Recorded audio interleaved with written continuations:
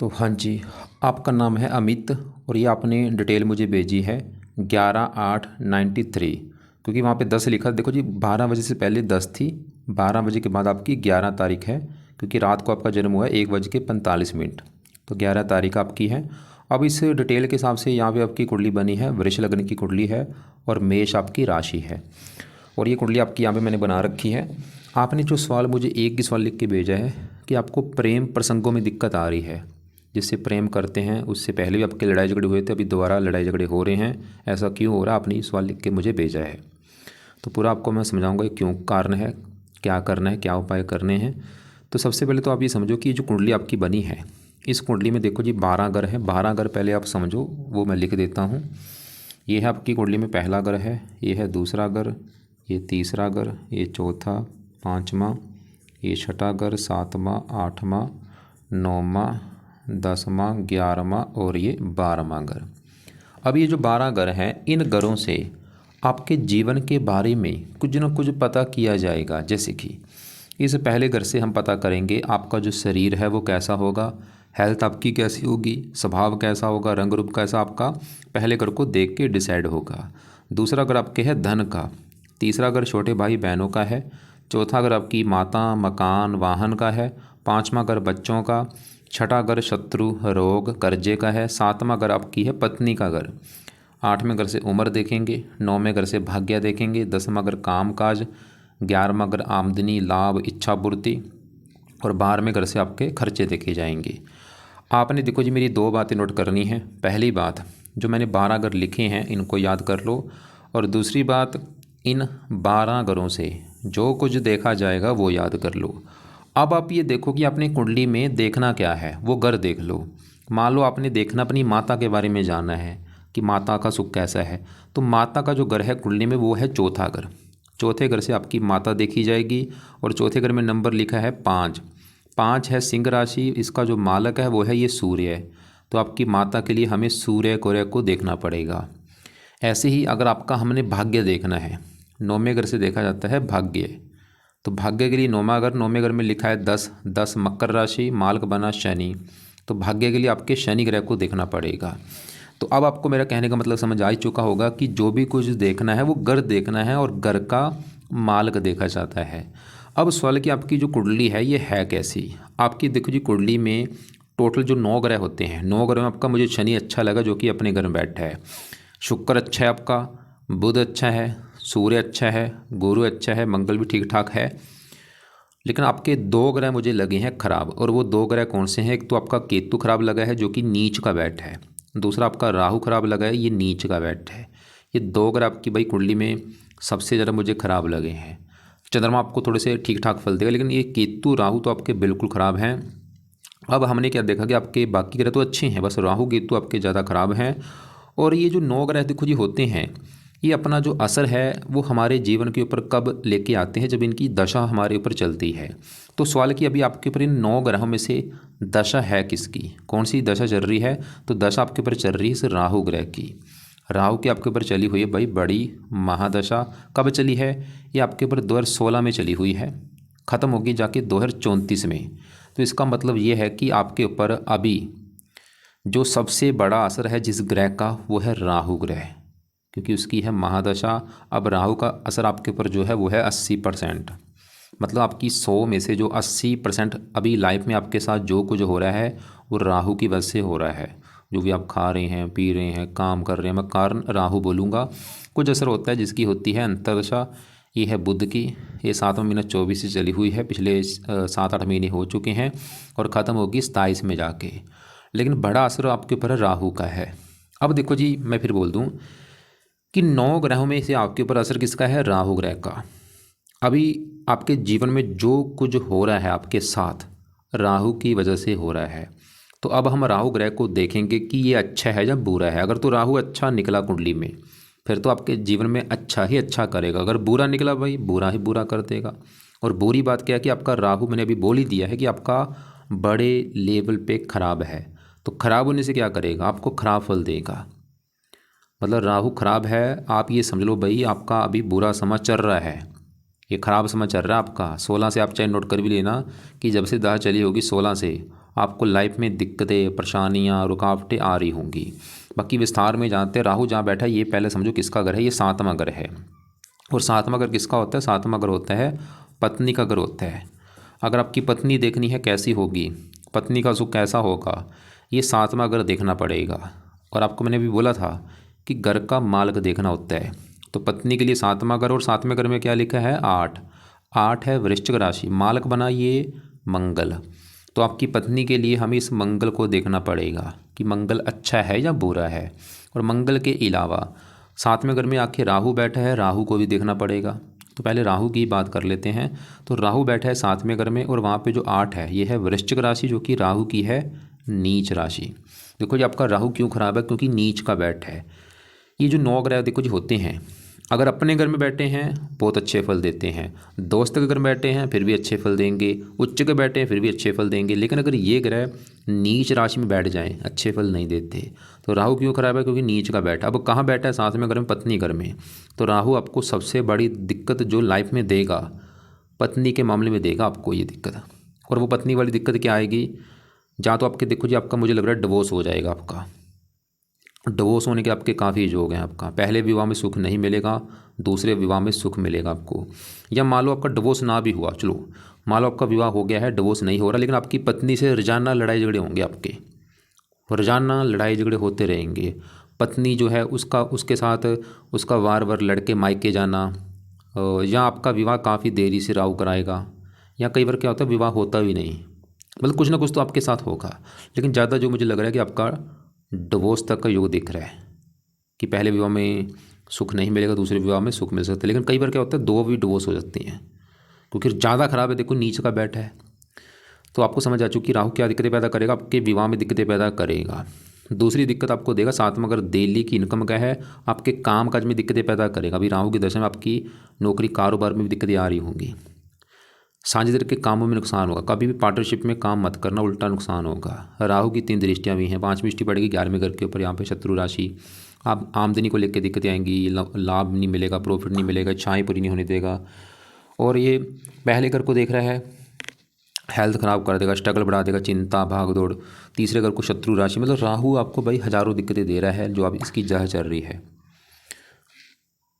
यहाँ पे देखो जी खाली ये नहीं कि राहु आपको पत्नी वाली दिक्कतें दे रहा है, मतलब हज़ारों दिक्कतें हैं। अगर अभी आपको लाइफ में जो भी दिक्कतें आ रही हैं, अगर आप आगे नहीं बढ़ पा रहे, जहाँ आपके काम धंधे में दिक्कतें आ रही, जहाँ आपकी हेल्थ ख़राब हो रही, जहाँ आपको चिंता हो रही, जहाँ आपको रात में नींद नहीं आ रही, मैं कारण राहु बोलूँगा। और आपने जो क्या सवाल किया था मुझे कि आप जिस लड़की से प्रेम करते हैं उससे लड़ाई झगड़े हो रहे हैं, वो कारण भाई राहु है। क्योंकि ये राहु आपके विवाह से पहले भी दिक्कतें आपको पैदा करेगा। जैसे विवाह से पहले क्या होता है, कई बार हम जो रिश्ता कराते हैं कि चलो रिश्ता कर लेते हैं, रिश्ता कई बार टूट जाता हो कि रिश्ता हुआ टूट गया। तो आपकी ये जो प्रेम संबंधों में दिक्कतें आ रही वो भी कारण ये राहु है। तो कुल मिला के आपको समझ आ चुकी है कि राहु आपको ये दिक्कतें दे रहा है, और राहु का सही होना आपके लिए बहुत ज़रूरी है। क्योंकि दशा अभी भी देखो जी 34 तक ये चलनी है, अभी भी 10 साल की पड़ी है। अब राहु के जो उपाय हैं वो अपने जो करने हैं वो मैं यहाँ पे लिख देता हूँ। पहला जो राहु का उपाय है, आप राहु कवच का एक पाठ है वो पढ़ा करो या सुना करो। दूसरा है राहु स्रोत का पाठ पढ़ा करो। 2 पाठ यहाँ पे मैंने लिख दिए हैं, दोनों पाठ जहाँ तो पढ़ने अगर आते हैं आपको पढ़ लिया करो, नहीं आते इनको ऑडियो लगा के रात को सुन लिया करो। तीसरा है राहु का जो दान है वो किया करो। और ये दान देखो जी बहुत ज़रूरी है करना, कोशिश करो रोजाना कर दिया करो तो ज़्यादा अच्छा होगा। या रोजाना टाइम नहीं लगता, हफ्ते में 4-5 दिन तो कर दिया करो।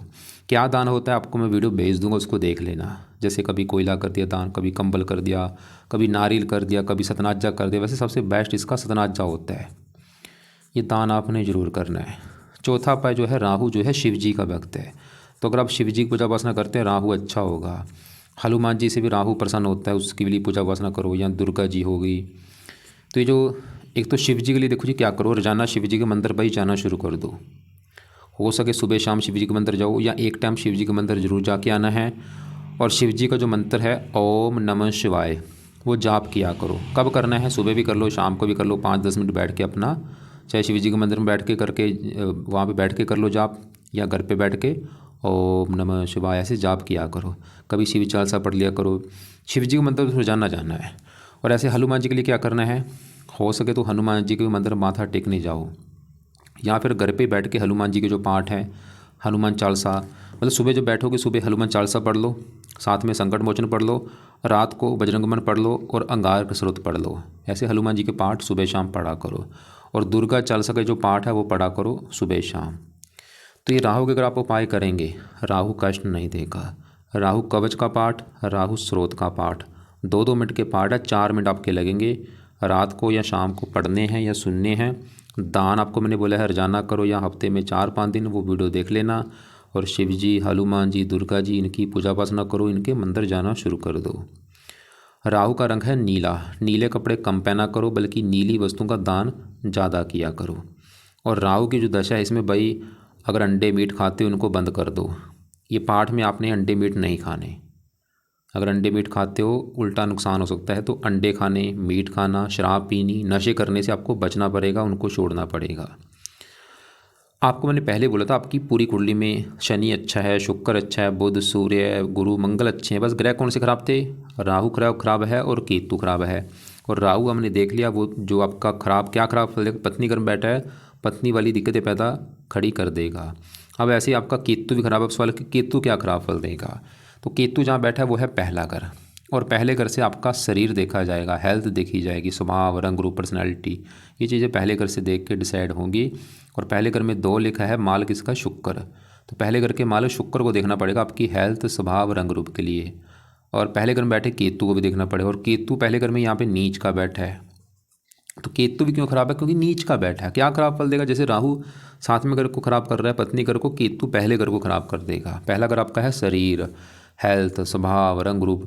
मतलब केतु की वजह से आपको हेल्थ को लेकर दिक्कतें लगी रहेंगी कोई ना कोई। आपको शारीरिक कष्ट भी देता रहेगा, मानसिक कष्ट भी देगा। और केतु की दशा में हेल्थ आपकी ज़्यादा खराब होगी। और केतु की छोटी दशा भी आपकी जनवरी 27 के बाद आएगी, 1 साल के लिए। उस समय आपकी हेल्थ काफ़ी ख़राब होगी भाई। तो केतु का जो बुरा नुकसान है आपको वो हेल्थ को लेके मिलेगा। अजीब सा डर लगना, भय लगना, मानसिक चिंता होना, शरीर कष्ट होना। तो केतु के लिए आपने जो उपाय करना है, पहला उपाय है आप केतु का दान किया करो। और ये दान क्या है? रोजाना कुत्तों को रोटी डालो, बिस्कुट डालो, दूध डालो, कुत्तों की सेवा किया करो। दूसरा उपाय है केतु के देवता हैं गणेश जी। तो गणेश जी की पूजा उपासना किया करो, उससे भी आपका केतु अच्छा होगा। तो ये तो है राहु केतु की बात, जो आपके ग्रह खराब हैं। और क्यों खराब है? क्योंकि नीच के बैठे हैं। और अभी बुरी बात है कि राहु की आपकी दशा भी चली हुई है।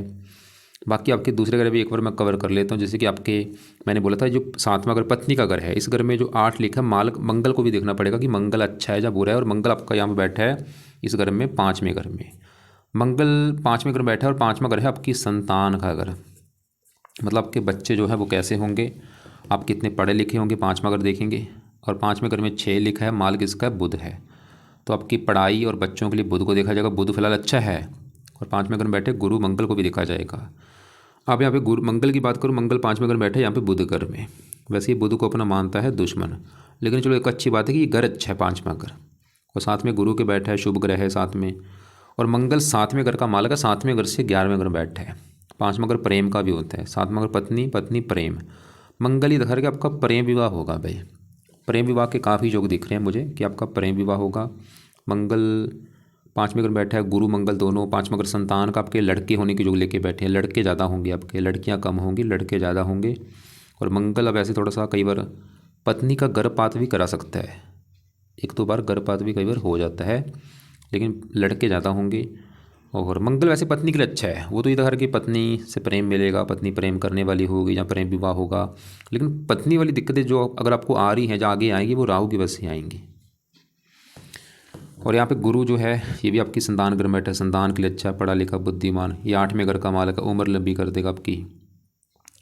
अब यहाँ पे शनि जो है ये बहुत अच्छा लगा मुझे आपका। इसकी अगर बात करूँ, शनि बैठा है 10वें घर में। 10वां घर जो होता है ये काम काज का होता है, पिता का भी होता है, सरकार भी यहाँ से देखी जाती है, और मान प्रतिष्ठा।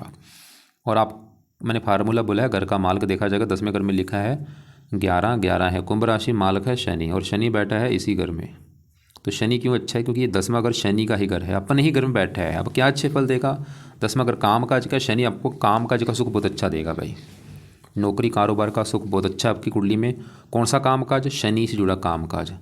ऐसे लोग मैंने देखे हैं, ऐसे लोग जज होते हैं या वकील होते हैं या IPS अधिकारी होते हैं या RJS अधिकारी होते हैं या राजनीति में होते हैं। सरकारी नौकरी काफ़ी योग आपके। या आप शनि के जुड़े आप जो काम है वो कर सकते हैं, जैसे कि कोई लोहे का काम हो, लकड़ी का काम हो, सीमेंट का काम, काफ़ी शनि के जुड़े काम, मतलब काम करना है। अगर आपका सवाल है कि कौन सा काम करूँ, शनि के जुड़े काम करो। जैसे मगर पिता का है, पिता के लिए अच्छा है, पिता की उम्र लंबी कर देगा। सरकार का है, सरकारी कामों के लिए अच्छा है, मान प्रतिष्ठा अच्छी है। और शनि इस घर का भी मालिक है, नौवें घर का, क्योंकि नौवें घर में 10 लिखा है, मालिक शनि। नौवां घर भाग्य है, भाग्य आपका काम काज के मामले में भाग्य जरा साथ देगा। अब आगे बढ़ते हैं आपके तीसरे घर में बुध सूर्य की बात करूं, ये जो चौथा घर है ये है आपकी माता, मकान, वाहन का घर। और चौथे घर में 5 लिखा है, मालिक सूर्य है इसका। तीसरे घर में गुरु की चंद्रमा की राशि में बैठा है, मित्र राशि। तीसरा घर है मेहनत, मकान, वाहन, मेहनत। सूर्य दिखा रहा है कि आप खुद की मेहनत के बल पर भी मकान वाहन का सुख प्राप्त करेंगे। सूर्य आपका अच्छा है। बुध की बात करूँ, ये दूसरे घर का मालिक। दूसरा घर जो है ये है कुंडली में धन का घर। अगर आपके धन के बारे में जानना है, दूसरा घर, दूसरे घर में 3 लिखा है, मालिक बुध। और ये तीसरे घर में बैठा है मेहनत, धन। बुध ही दिखा रहा है आप खुद की मेहनत के बल पर भाई धन कमाएंगे आप, मतलब बुध अच्छा है। और बुध इस घर का मालिक है, 5वें घर, संतान के लिए अच्छा है। और दूसरे घर में शुक्र, वो भी यहाँ पे अच्छा है, बुध की राशि में बैठा है, मित्र राशि है भी इस कुंडली में लग्नेश। ये आपको धनी बनाएगा, पारिवारिक सुख अच्छा, वाणी अच्छी। बाहर में चंद्रमा थोड़ा सा ये है, हाँ हल्का सा ये थोड़ी सी दिक्कत देगा, इसलिए शिव जी पूजा पसंद करूँगा, वो भी सही रहेगा। और एक आपके ऊपर देखो जी, अभी शनि की 6.5 आने वाली है, ये अभी शुरू होगी 29 मार्च में। वही मतलब अभी 10 दिन पड़े, 10 दिन के बाद आपकी भाई 6.5 शुरू हो जाएगी। सवाल है कि 6.5 जो आपकी आएगी वो अच्छी जाएगी, जो बुरी जाएगी, ये बता पाना मुश्किल है, क्योंकि 6.5 कर्मों के हिसाब से फल देती है। एक तो भाई अपने कर्म अच्छे करो ताकि 6.5 अच्छी जाए। और फिर भी शनि की 6.5 होती है, एक शनि का उपाय कर लो कि शनि मंदिर जाया करो शनिवार को माथा टेकने के लिए। ये उपाय लिख लो आप कि शनि मंदिर हर शनिवार को माथा टेक के आया करो। और दूसरा उपाय अगर कर सकते वो है शनि चालीसा का पाठ भी आप रात को पढ़ सकते हो या सुन सकते हो उसको। तो कुल मिला के आपको मैं समझाने का बस मैं ये मकसद कर रहा हूँ कि भाई आपका कुंडली तो बहुत अच्छी है, शनि अच्छा है, शुक्र अच्छा है, बुध सूर्य अच्छे हैं, गुरु अच्छा है, मंगल अच्छा है। लेकिन जो ग्रह खराब है राहु, सबसे ज़्यादा बुरी बात क्या है कि उसी की आपकी ऊपर चली हुई है दशा।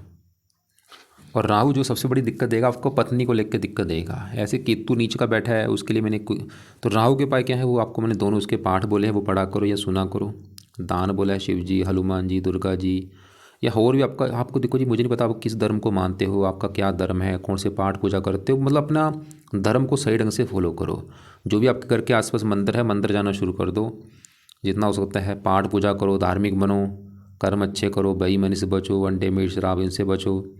केतु वाले कुत्तों को रोटी वाला है वो डालो। राहु का दान देख लेना वीडियो एक बार जरूर, क्या है दान। और शनि की 6.5 के लिए मैंने शनि मंदिर बोला है जाने के लिए, शनि चालीसा का पाठ पढ़ा करो या सुना करो। और बाकी देखो जी, रतन बोल के गोमन धारण कभी मत करना, केतु का लहसुनिया धारण नहीं करना, कोई रत्न धारण नहीं करना, सिर्फ जो पाठ पूजा बोले हैं वो करो। एक शुक्र का भी आप मंत्र किए, शुक्र का फिलहाल रहने दो क्योंकि फिर ज़्यादा पाठ पूजा, हाँ बुध का जरूर कर लो क्योंकि बुध की आपकी है दशा। तो फिलहाल तो अभी क्योंकि देखो जी, आप पहले ये स्टार्ट करो, मतलब रात के समय, अभी जो शनिवार आएगा रात को, राहु कवच राहु स्रोत, ये रात को पढ़ने पाठ शुरू कर दो या सुन लिया करो। दान तो बोलूँगा आज से चाहे शुरू कर दो, शिव जी के मंत्र जाना शुरू कर दो, हनुमान जी के पाठ पूजा, हनुमान जी के मंदिर जाओ, दुर्गा चालीसा पढ़ो सुबह शाम। केतु का दान, कुत्तों को रोटी डालो, गणेश जी का जो मंत्र है ओम गण गणपति नमः वो करो, शनि का मंदिर जाया करो, इससे भी राहु अच्छा होता है। शनि मंदिर जाके शनि के पाठ से भी राहु आपका अच्छा हो जाएगा। दोबारा एक बार आपके देख लेता हूँ आपने क्या लिख सवाल है। वैसे तो आपका सवाल यही था मुझे जो लिख के भेजा है कि आपको प्रेम प्रसंगों में दिक्कत आ रही है। तो आपने ये लिख रखा है कि प्रॉब्लम बहुत चल रही है लाइफ में, खासकर रिलेशनशिप में। तो मैं आपको देखो जी बोलूँगा, आपकी लाइफ में जो भी दिक्कत आ रही है वो गारंटी है राहु की वजह से आ रही है भाई, सीधी सी बात है बस। और है भी 14 डिग्री, पूरा जवान बैठा है, इसको बस शांत करो, ये शांत होगा। दान, इसका दान, ये सभी उपाय जरूरी हैं, कोई छोड़ना मत। दान तो जरूरी है, ये जरूर करना है, बेस्ट उपाय है। और दान की वीडियो भाई फिर बोलूँगा देख लेना क्या है दान, लेकिन उसमें से सतनाज्य का दान जरूर करना, मतलब सतनाज्या घर पे बना के रख लो, ये पंछी को डाला करो। और ये दोनों पाठ भी लाजमी है, पढ़ने हैं, ये सुनने हैं। और बाकी मैं फिर बोलूँगा मीट अंडे खाने बंद कर दो अगर खाते हो तो। बाकी आपने बोला है एक अंगूठे में पहनता था पहले चांदी में, उसकी पिक ग्रीन कलर का अंडर, ये चलो पहन रखो जो ठीक है। और तो पूरी कुंडली का निचोड़ क्या है, सवाल की पूरी कुंडली में निचोड़ क्या है? निचोड़ ये है कि आपको लाइफ में काम काज का सुख मिल जाएगा, धन मिल जाएगा, मकान वन मिल जाएगा, संतान का सुख मिल जाएगा, लेकिन सबसे बड़ी दिक्कत क्या आनी है, आपको विवाह का सुख नहीं मिल पाएगा। आपके विवाह में दिक्कतें आने के काफ़ी योग हैं कुंडली में। और वो विवाह में दिक्कतें क्या आएंगी, जहाँ तो आपका डिवोर्स हो जाएगा, या आपकी रोजाना पत्नी पत्नी में लड़ाई झगड़े होते रहेंगे, बार बार पत्नी का लड़के मायके जाना, या आपका पत्नी का बीमार होना, या पत्नी से प्रेम ना मिलना, या कई बार विवाह होता नहीं, या विवाह काफ़ी देरी से होता है। ऐसी दिक्कतें आपको आएंगी इस राहु की वजह से। और है भी दशा, जब तक 34 तक ये दशा है तब तक ये दिक्कतें देता रहेगा आपको विवाह में। हाँ, जिससे आपका विवाह होता है, अगर उस लड़की की कुंडली अच्छी निकली, फिर हो सकता है थोड़ा सा राहत आपको मिल जाए। अगर उसकी भी कुंडली में साथ में घर में कोई ख़राब ग्रह बैठा हुआ, या साथ में घर का माल खराब निकला, भाई दिक्कतें बढ़ जाएंगी। बाकी आपके प्रेम विवाह के काफ़ी योग हैं कुंडली के हिसाब से। तो उम्मीद करता हूँ आपको जो मैंने समझाया है वो समझ आ चुका होगा। नीले कपड़े पहनने बंद कर दो। फिर भी अगर आपको लग रहा है कि कोई बात अभी भी पूछनी है आपने, या कोई बात समझ नहीं लगी, तो आपका जो सवाल है वो मुझे व्हाट्सएप पे लिख के भेज देना, या कॉल करके पूछ लेना। आपको देखो जी, मैंने एक तो राहु का दान बोला है, एक मैंने केतु का दान बोला है, और ये दोनों के जो दान है वो आपको मैं वीडियो अलग से भेज दूंगा, उनको आप एक बार देख लेना कि इनके दान क्या है राहु और केतु के।